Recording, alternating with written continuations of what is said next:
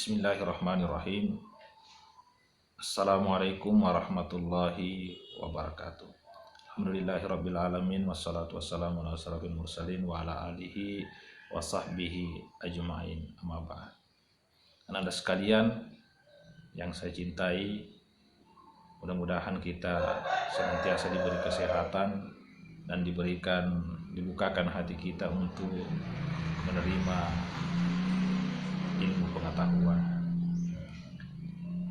Insya Allah Nanda, pada kesempatan ini kita akan melanjutkan materi kita tentang surah Ali Imran 190 dan 191. Sebelum kita masuki materi, kita lihat dulu materi pokok kita untuk hari ini.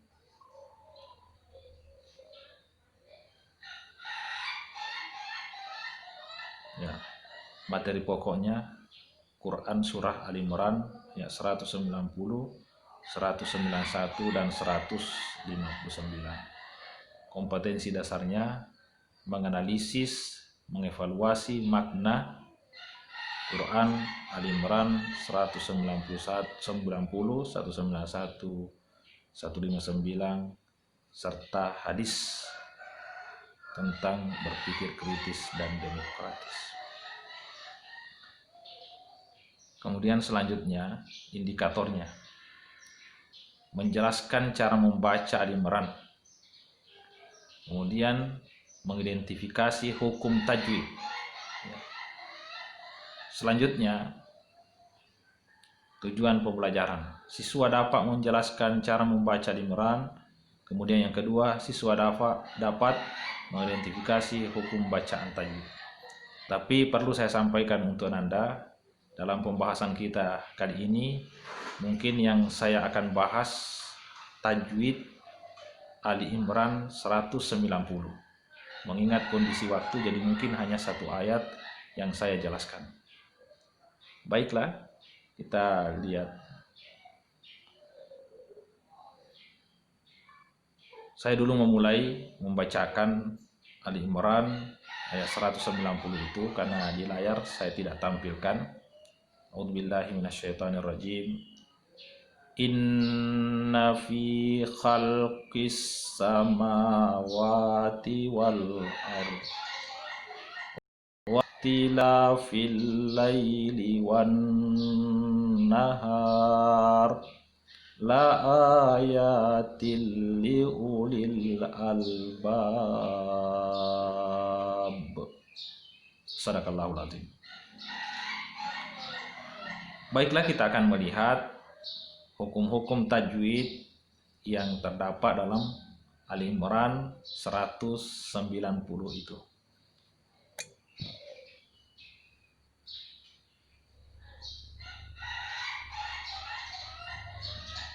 Yang pertama, inna fi gunnah. Di kelas 10 dulu saya sudah jelaskan gunnah. Apa itu gunnah? Gunnah itu apabila ada nun bertasdid atau mim yang bertasdid. Itu disebut gunnah. Cara bacanya didengungkan. Harus didengungkan. Kalau yang di atas di sini nun itu bertasdid, berarti itu gunnah. Inna. Nah, itu harus dibaca berdengung. Tidak boleh dibaca inna. Tidak boleh hanya mengatakan inna, tapi harus didengungkan. Inna. Kemudian selanjutnya fi. Fi itu mat tabi. Apa itu mat tabi? Rumusnya mat tabi itu apabila ada fathah bertemu dengan alif. Apabila ada huruf hijaiyah yang berbaris fathah kecuali alif. Apabila ada huruf hijaiyah berbaris fathah kemudian bertemu dengan alif yang tak berbaris. Alif tak berbaris. Itu yang disebut matabi. Itu rumus pertamanya. Rumus keduanya, apabila ada huruf hijaiyah berbaris dhamma, bertemu dengan waw sukun, itu juga matabi. Yang ketiga rumusnya, apabila ada huruf hijaiyah berbaris kasrah kemudian bertemu dengan ya sukun, itu matabi. Saya kira itu 3 rumusnya. Kalau fi ini dia masuk pada rumus ketiga. Ada kasrah, huruf hijaiyah berbaris kasrah, ini fa berbaris kasrah, bertemu dengan ya sukun, itu disebut matabi. Kemudian selanjutnya, khalqis samawat, alif lam samsiah. As-samawat itu ada alif lam, samawat itu ada alif lam mendahulinya. Nah sekarang alif lam yang ada pada as-samawat itu alif lam samsiah. Kenapa dikatakan alif lam samsiah? Karena alif lamnya bertemu dengan huruf-huruf samsiah. Apa itu huruf-huruf samsiah? Coba kita perhatikan Anda. Yang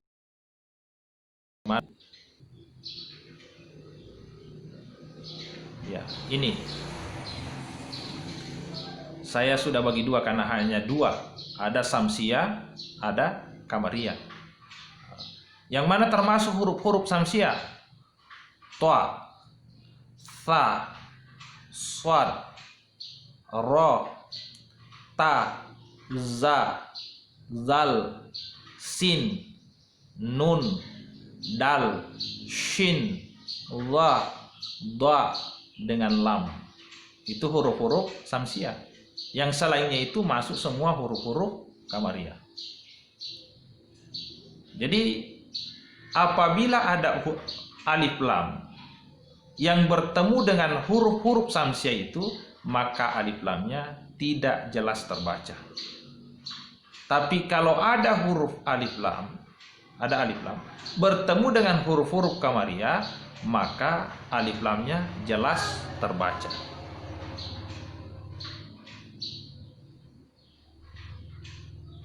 Kalau kita melihat contohnya tadi di sini, as-samawat, itu as-samawat tidak terbaca. Khalqis samawati, bukan dibaca halkil samawati, tapi dibaca halqis samawati. Berarti alif lamnya alif lam samsiah karena tidak terbaca. Kemudian selanjutnya, ma dengan wa, itu ada tanda alif-alif kecil di atasnya. Sebenarnya perhatikan Anda, alif kecil itu pengganti alif besar yang berdiri di depannya. Jadi sebenarnya itu ma, ada alif yang panjang berdiri tanpa baris di depannya. Ma. Wa juga begitu, ada alif yang berdiri di depannya tanpa baris. Tapi karena penulisannya dihilangkan itu alif panjangnya, maka digantilah alif-alif kecil sebagai tanda bahwa ada alif yang dihilangkan di situ. Jadi sebenarnya ma dengan wa itu juga matabi, karena ma berbaris patah, ada alif di depannya, maka dibaca ma. Waw juga begitu, berbaris patah, ada alif berdiri di depannya, maka dibaca wa. Halqis samawa. Jadi itu matabi. Kemudian selanjutnya alif lam qamariyah. Tadi saya sudah menyinggung. Di atas saya membahas alif lam samsiah, tapi sebenarnya itu sudah dibahas juga alif lam qamariyah. Karena yang tidak masuk samsiah berarti dia masuk qamariyah. Menghafal huruf-huruf samsiah berarti kita sudah bisa menghafal juga sekaligus huruf-huruf qamariyah, karena selainnya itu berarti masuk huruf qamariyah. Tapi untuk memudahkan Anda, ini penting kita ingat, samsiah tidak jelas terbaca, qamariyah jelas terbaca. Jadi kalau kita membaca ada alif lam, lalu kita membaca dan alif lamnya tidak terbaca, maka itu samsiah. Tapi kalau alif lamnya terbaca berarti qamariyah. Al-ar itu alif lam pada al-ar itu kalau kita baca itu jelas terbaca wal ardi. Berarti alif lamnya adalah alif lam qamariyah. Kemudian selanjutnya ra tafkhim. Nah, ini juga sudah pernah dijelaskan di kelas 10 dulu tentang ra. Ra itu ada dua kemungkinan bacanya. Kadang-kadang ra dibaca tebal, itu tafkhim namanya, dibaca tebal. Dan kadang-kadang dibaca tipis, yang disebut ra tarqiq. Kapan dibaca tebal? Nah, ini perlu. Ini kan kalau selain yang dibaca tebal berarti itu sudah terbaca tipis. Kapan dibaca tebal? Apabila ada huruf ra yang berharakah fathah atau fathatain. Jadi semua ra yang berbaris fathah atau fathatain itu dibaca tebal. Kemudian semua ra yang berharakah dhammah atau dhammatain itu juga dibaca tebal. Yang ketiga, apabila ada ra sukun yang didahului oleh huruf yang berharakah fathah atau dhammah itu juga dibaca tebal.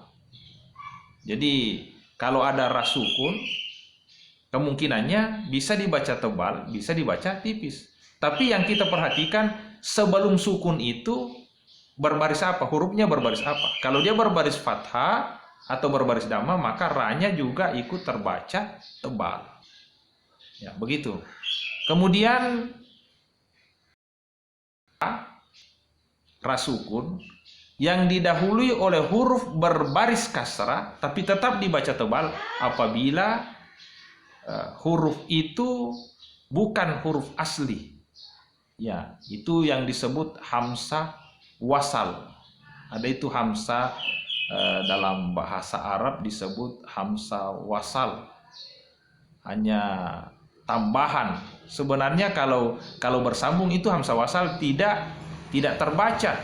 Tapi karena tidak ada sambungannya biasa dikasih berbaris kasrah. Maka ra yang didahului oleh alif yang berbaris kasrah tapi alifnya itu bukan alif asli, dia adalah hamzah wasal, maka ra-nya masih tetap terbaca tebal. Sama itu kita dengarkan irji'i, irji'i. Irji'i itu sebelum ra-nya ra sukunnya berbaris kasrah, tapi itu pengecualian karena dia adalah alif dari hamzah wasal. Dia adalah berbaris kasrah dari alif yang hamzah wasal. Jadi saya ulangi kembali. Nah, rah itu dibaca tebal kalau didahului oleh huruf yang berharakah fathah atau dhammah. Ya. Kalau didahului kasrah berarti dibaca tipis kecuali tadi kasrah dari alif hamzah wasal. Nah, kemudian yang dibaca tebal, ra yang dibaca tebal itu kalau ada ra digunakan untuk berhenti. Ya, ra digunakan untuk berhenti meskipun bukan sukun, tapi digunakan untuk berhenti dan huruf sebelum berhenti itu ya berbaris fathah atau dhammah atau sukun yang didahului oleh fathah atau dhammah. Maksudnya begini, itu kan kalau kita mau berhenti biasanya diganti menjadi sukun. Mungkin ra-nya berbaris kasrah, tapi karena digunakan berhenti, maka ra-nya menjadi sukun. Jadi berlakulah hukum ra sukun di situ. Berlaku hukum ra sukun di situ. Nanti saya kasih contohnya. Nanti ada contohnya di bawah itu. Itu ra yang terbaca tebal. Selain yang terbaca tebal, tentu kita sudah paham. Oh, inilah yang terbaca tipis. Jadi kalau ardi, ra yang ada di sini adalah ra tebal. Kenapa? Karena ra sukun yang didahului oleh huruf yang berbaris fathah. Sesuai dengan rumus tadi, maka terbaca tebal. Wal audi itu tebal. Kemudian selanjutnya wahtilafil lail. Wahtilafil lail ini ada matabi di situ. Yang mana di situ matabinya la. Ada huruf fathah, kemudian ada huruf alif berdiri tanpa baris sesudahnya. Mungkin ada yang bertanya, itu wa matabi kah? Ya, karena wa itu ada fathah, ada alif berdiri depannya. Tidak, bukan matabi itu. Kenapa bukan matabi? Karena dia langsung bertemu dengan bersambung dengan ha, wah. Tidak dibaca wah, tapi wah. Berarti itu tidak dibaca mad. Beda kalau la, wahtila, berarti dibaca panjang. Jadi yang matabi di situ la-nya. Kemudian alif lam syamsiyah. Al-lail, kata lail itu didahului oleh alif lam. Nah sekarang lam tadi ada alif lam bertemu dengan lam. Lam itu tadi masuk huruf samsiah atau kamariah. Lam itu tadi masuk dalam huruf samsiah, sehingga alif lam yang ada di situ disebut alif lam samsiah. Coba kita baca, itu tidak jelas terbaca. Wahtilafil lail. Dia tidak, kita tidak mengatakan wahtilafil laili, tapi wahtilafil lail. Alif lamnya tidak jelas terbaca. Kemudian selanjutnya wan nahari. Nah, ini ada yang perlu kita perhatikan. Pertama alif lamnya. Nahar ada alif lam di situ. Nah, alif lam di situ tidak terbaca. Ya, kita baca wan nahari, bukan wal nahari. Kenapa tidak terbaca itu alif lamnya? Karena setelah alif lam bertemu dengan huruf nun.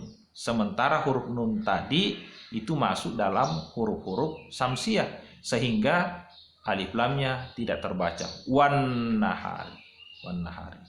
Kemudian perlu juga saya sampaikan, nanya itu sebenarnya dia gunnah karena nunnya bertasdid. Walaupun saya tidak tulis karena sudah ada di atas, tetapi kita bisa tahu bahwa oh ini alif lamnya alif lam samsiah. Nunnya bertasdid berarti itu gunnah, makanya perlu didengungkan di situ. Wan, kalau kita mengaji begitu. Kemudian sesudah nunnya itu ada ha. Ha yang berbaris fathah. Kemudian ada alif berdiri sesudahnya tanpa baris. Nah, itu hukum matabi. Makanya ha itu sebenarnya wan nahari itu hanya matabi. Kemudian ro. Ya, ro. Itu kan tadi tidak dijelaskan. Maksudnya itu ra-nya saya tidak tulis. Ra itu sesuai dengan kaidah tadi, kalau ra berbaris kasrah maka itu disebut tarkik, dibaca tipis. Wan nahari. Bukan dibaca tebal karena dia berbaris kasrah, kecuali yang berbaris fathah dengan dhammah itu dibaca tebal. Selanjutnya la ayatin liulil. La ayat matabi. Nah, ini masih matabi lagi. Tadi saya sudah jelaskan bahwa tanda-tanda kecil itu, alif kecil di atas itu menunjukkan bahwa ada alif panjang di depannya yang terbuang, kemudian diganti dengan alif kecil. Jadi ya itu adalah matabi. Kecuali alif. Di atas tadi saya sudah pengecualian. Kalau alif berbaris fathah, lalu ada alif lagi sesudahnya, nah itu disebut mad badal. Ada alif yang bertemu dengan alif berdiri seperti di rumusnya matabi, maka khusus untuk alif disebut mad badal. Ya, itu pengkhususan. Jadi sebenarnya sama dengan matabi. Tadi apabila ada huruf berbaris fathah bertemu dengan alif itu matabi. Jadi bisa dikatakan matabi. Tetapi khusus untuk alif itu maka itu disebut mad badal. Ini khusus untuk alif. Alif bertemu dengan alif berdiri tanpa baris menjadi mad, tetapi madnya disebut mad badal. Kemudian tinli itu idgham bila gunnah. Ini terkait dengan hukum nun mati dan tanwin. Anda sudah biasa pelajari, apabila ada nun mati atau tanwin Saya ulangi, apa itu tanwin? Tanwin itu semua yang berbaris dua, dammatain, kasratain, fathatain, itu disebut tanwin. Jadi apabila ada nun mati atau tanwin yang berbaris dua itu bertemu dengan huruf lam dengan ro, dua hurufnya ini idgham bila guna, lam dengan ro, maka itu disebut idgham bila guna. Ya, saya kira saya sudah di kelas 10 saya sudah menjelaskan hukum nun mati secara terinci, tapi ini khusus kita bahas karena kebetulan ada idgham bila guna, kita bahas idgham bila guna. Ada nun mati tanwin bertemu dengan huruf lam seperti di atas. Itu tin, itu berbaris dua bertemu dengan lam. Cara bacanya itu idgham bila guna, dilebur. Jadi itu antara tin dengan la dileburkan. Ya, dileburkan. Membaca dilebur dan tidak berdengung. Jadi dilebur tapi tidak berdengung. La ayat albab, tidak didengungkan lama, bukan dibaca la ayatil, tidak boleh didengungkan di situ, tapi satu kali saja, la ayatil liulil albab. Nah, jadi itu idgham bila guna. Selanjutnya albab. Albab ini coba diperhatikan alif lamnya di situ, alif lam qamariyah. Karena jelas terbaca liulil albab. Jadi alif lamnya alif lam qamariyah. Nah, sekarang ba. Kalau sesuai dengan rumus tadi itu banyak matabi karena ada fathah bertemu dengan alif yang tak berbaris. Ya, betul matabi. Tetapi itu menjadi arid lisukun. Nah, itu menjadi arid lisukun. Karena rumusnya mat arid lisukun itu apabila ada mat tabi atau mat lain berada sebelum huruf terakhir, sama di atas. Huruf terakhirnya kan ba. Jadi sebelum huruf terakhir itu mat tabi.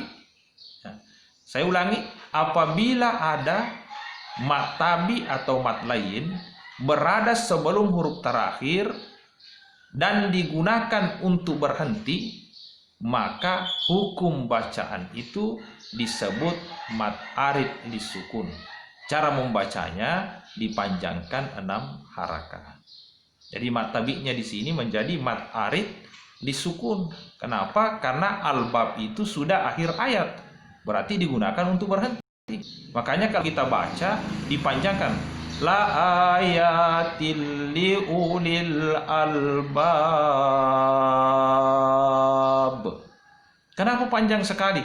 Padahal itu hanya itu mat tabi. Iya, mat tabi, tetapi karena digunakan untuk berhenti, maka berubah hukumnya menjadi mat arid lisukun. Kenapa disebut mat arid lisukun? Karena ada dua sukun yang bertemu. Mana sukunnya di situ? Itu kalau kita berhenti bi, kalau digunakan berhenti maka bi-nya itu berubah menjadi sukun. Huruf kasrahnya menjadi sukun. Sementara alif yang berdiri itu sebenarnya, alif berdiri tanpa baris itu sebenarnya sukun di atasnya. Ya, sehingga panjang. Jadi di atas alif itu ada sukun. Nah, kemudian karena berhenti banyak juga menjadi sukun, sehingga dua sukun bertemu, sehingga dikatakan mat arid lisukun. Terakhir nak, bah. Bah terakhir itu bi, karena digunakan berhenti maka terbaca sukun. Albab. Nah, makanya itu disebut ini yang disebut kalkalah. Kalkalah. Kalkalah apa itu? Itu yang disebut kalkalah kubra. Ya, apabila ada huruf ba, nah itu ada hurufnya yang disebut huruf kalkalah. Saya sudah biasa sampaikan, baju di toko. Ba, jim, dal, toa dengan kaf. Itu huruf-huruf kalkalah. Apabila kita membaca Al-Quran, mendapatkan tadi ini, huruf-huruf ini, baju di toko, 5 huruf ini, mendapat sukun, maka kita harus baca qalqalah. Contoh, matolail fajar, harus dibaca qalqalah, matolail fajar, fajar. Itu makna faj, tapi baca fajar. Mato, kita tidak mengatakan mat, tapi mato. Jadi kalau kita dapatkan huruf-huruf qalqalah itu disukun, maka itu disebut qalqalah. Tapi kalau dia berada di akhir kalimat, digunakan untuk berhenti, maka tentu diganti menjadi sukun. Maka sukun di situ juga disebut qalqalah, tapi qalqalah kubra. Saya ulangi, qalqalah kubra itu apabila ada huruf qalqalah yang tidak berbaris sukun, tapi karena digunakan untuk berhenti menjadi sukun, maka itu dibaca qalqalah kubra. Tapi kalau ada huruf qalqalah berada di pertengahan kata, pertengahan kalimat yang langsung memang mendapatkan tanda sukun, maka itu juga dibaca qalqalah, tapi qalqalahnya disebut qalqalah sughra. Saya kira itu penjelasan saya, Nanda, mengenai hukum baca 90 ini. Mudah-mudahan kita semua memahami dan mampu mengamalkan dan membaca Al-Quran dengan baik. Semoga kita semua mendapatkan rahmat dari Allah. Saya harapkan kepada Anda lebih memperdalam lagi, membaca lagi penjelasan tentang materi-materi tajwid ini, terutama yang telah saya jelaskan tadi. Yang kurang jelas ya bisa kita cari pada sumber lain atau menanyakan langsung kepada saya mengenai hal ini. Saya kira demikian. Yang benar yang saya sampaikan itu datangnya dari Allah, tapi yang salah datangnya dari pribadi saya, manusia biasa yang tidak luput dari kesalahan dan kehilafan. Billahi taufik wassaada. Wassalamualaikum warahmatullahi wabarakatuh.